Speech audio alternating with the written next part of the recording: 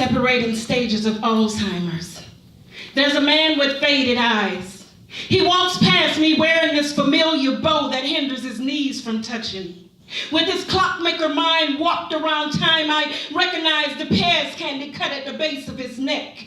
A scar he wore proudly in the spill of his heroic tales. He was the only person to successfully extract quarters from behind my ears. My grandfather played too much.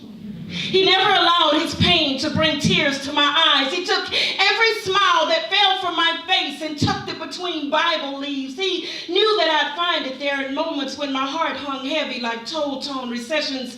I often wondered how much of his wisdom came from pocketbook parables. He condensed decades of his life into rocking chair moments. Now he barely remembers his own name. He used to be the who's there to my knock-knock jokes. Now these jokes are his reality. Only chips of his memory remains intact.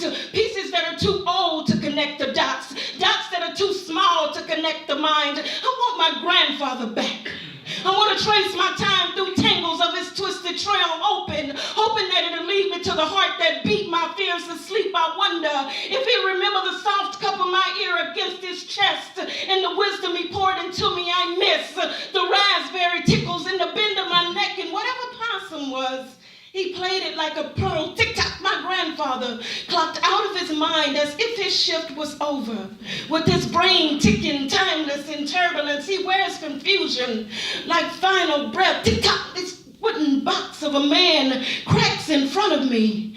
Terror covers his face like a shroud, his eyes a pendulum swinging back and forth, trying to remember my role. His voice drags like a wounded spirit. He carries his coffin in the slouch of his back. Tick-tock, I have to save him so I can press myself into moments when time was nothing more than a clock-face number below dust of memories that stand between us, hoping that he'd chime in long enough to recognize my smile. Tick-tock, but he only thinks at midnight.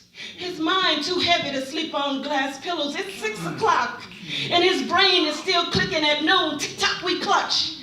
Our hands fade as if every minute holds secondhand reason, now clenching. 70 years in the tick of his throat. His tongue has developed a stubborn behavior. Tick-tock, his alarm rings. As silent as the fight in the spirit, daylight has given up on him. Tick-tock, there's nothing left but a memory waiting to be forgotten. Tick-tock, I stare at him with riddles in my chest, praying that he don't bury himself alive while playing dead. Tick, as if time stopped.